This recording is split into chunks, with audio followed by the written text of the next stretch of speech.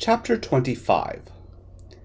Tom was awakened very early the next morning by the banging of his door knocker. He grabbed his robe and went down. It was a telegram, and he had to run back upstairs to get a tip for the man. He stood in the cold living room and read it. Changed my mind. Would like to see you. Arriving 2:45 a.m. Greenleaf. Tom shivered. Well, he had expected it, he thought, but he hadn't really. He dreaded it. Or was it just the hour?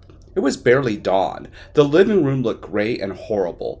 That ye gave the telegram such a creepy, archaic touch. Generally, Italian telegrams had much funnier typographical errors. And what if they put R or D instead of the H? How would he be feeling then? He ran upstairs and got back into his warm bed to try to catch some more sleep.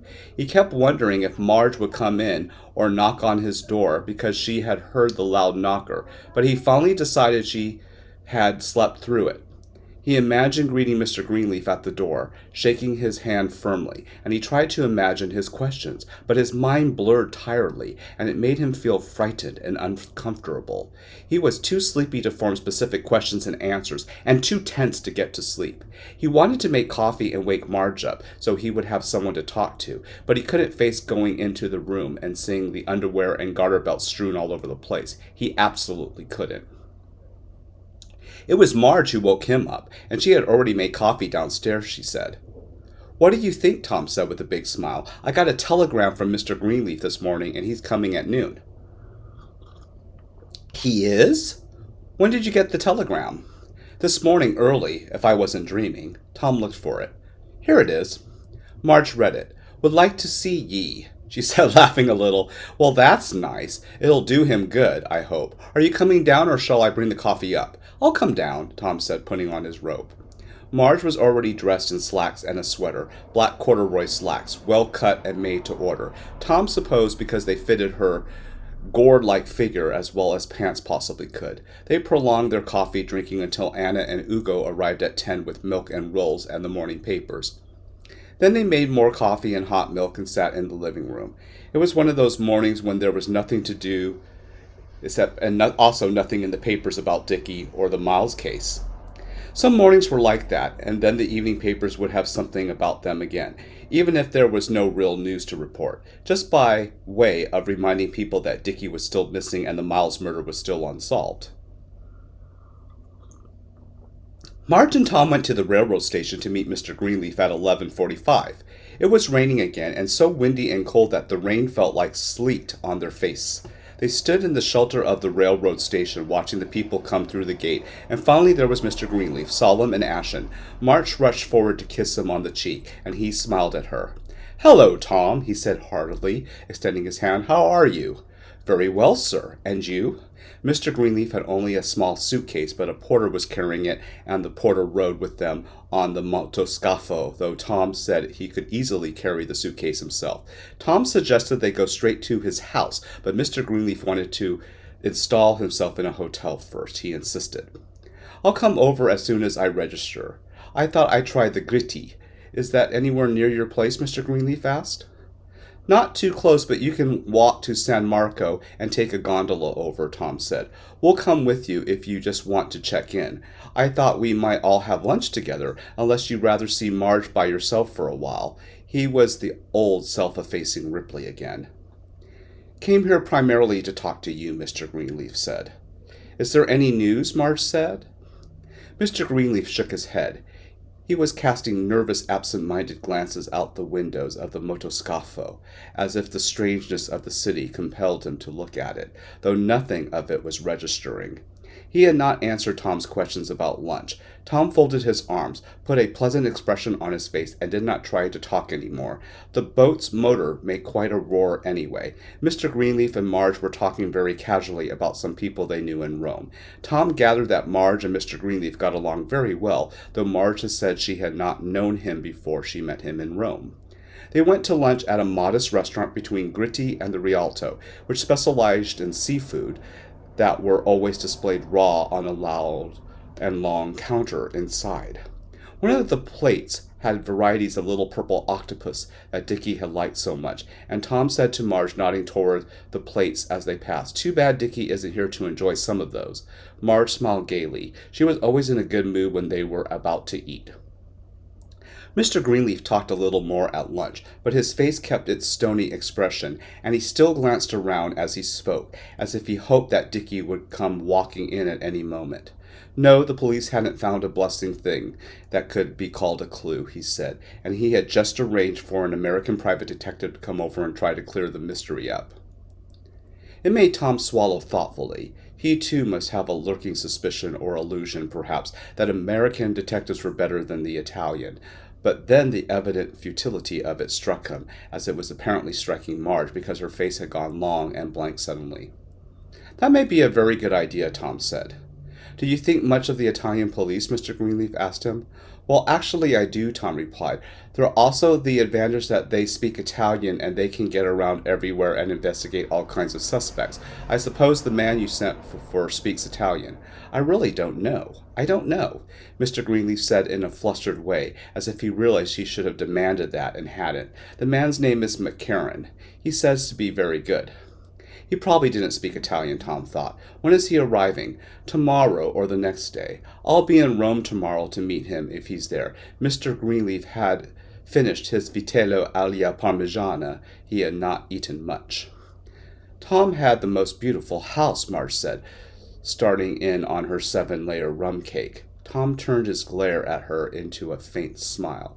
The quizzing, Tom thought, would come at the house, probably when he and Mr. Greenleaf were alone. He knew Mr. Greenleaf wanted to talk to him alone, and therefore he proposed a coffee at the restaurant where they were before Marge could suggest having it at home.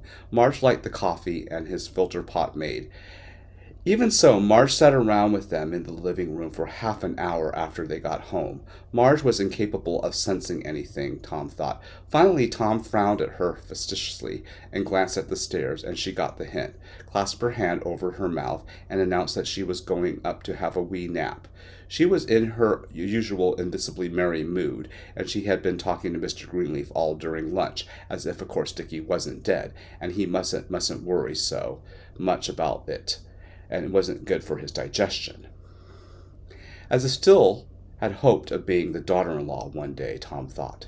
Mr. Greenleaf stood up and paced the floor with his hands in his jacket pockets, like an executive about to dictate a letter to his stenographer.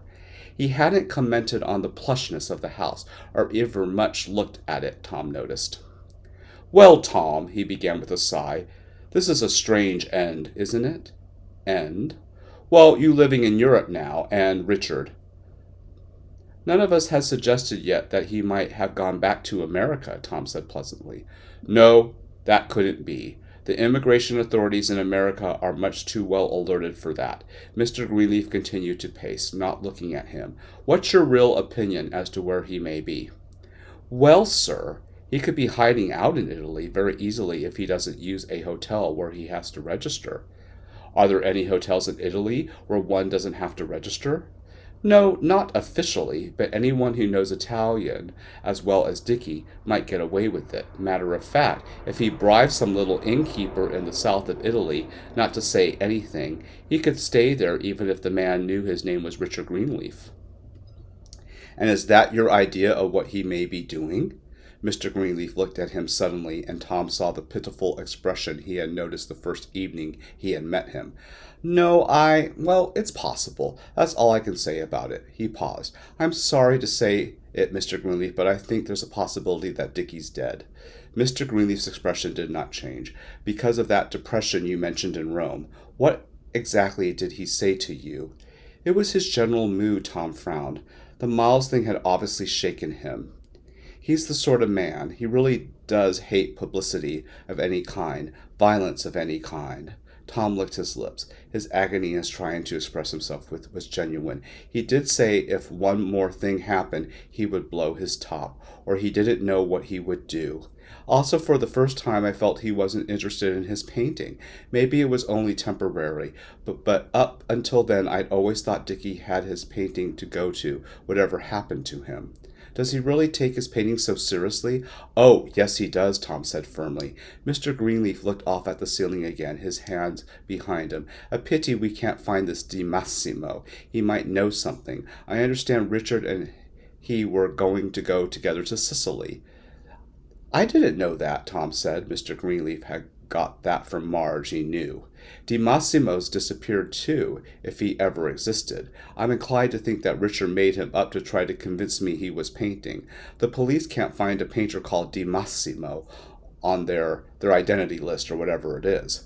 I never met him, Tom said. Dickie mentioned him a couple of times. I never doubted his identity or his actuality. He laughed a little. What did you say before about if one more thing happened to him? What else happened to him? Well, I didn't know then in Rome, but I think I know what he meant now. They questioned him about the sunken boat in San Remo. Did they tell you about that? No! They found a boat in San Remo, scuttled. It seemed the boat was missed on the day or around the day Dickie and I were there, and we'd taken a ride in the same kind of boat. They were the little motorboat people rented there. At any rate, the boat was scuttled, and there were stains on it that they thought were blood stains. They happened to find the boat just away about up a mile's murder, and they couldn't find me at that time because I was traveling around the country. So they asked Dickie where I was. I think for a while Dickie must have thought they suspected him of having murdered me. Tom laughed. Good Lord! I only know this because a police inspector questioned me about it in Venice just a few weeks ago. He said he questioned Dickie about it before. The strange thing is that I didn't know I was being looked for, not very seriously, but still being looked for until I saw it in the newspaper in Venice. I went to the police station here and presented myself. Tom was still smiling. He had decided days ago that he had better narrate all this to Mr. Greenleaf, if he ever saw him, whether Mr. Greenleaf had heard about the San Remo boat incident or not. It was better that having Mr. Greenleaf learn about it from the police and be told that he had been in Rome with Dickie at the time when he should have known that the police were looking for him. Besides, it fitted with what he was saying about Dickie's depressed mood at the time. I don't quite understand all this, Mr. Greenleaf said. He was sitting on the sofa listening attentively. It's blown over now, since Dickie and I are both alive. The reason I mentioned it all is that Dickie knew I was being looked for by the police, because they had asked him where I was. He may not have known exactly where I was at the first interview with the police, but he did know at least that I was still in the country. But even when I came to Rome and saw him, he didn't tell the police he'd seen me. He wasn't going to be the cooperative. He wasn't in the mood.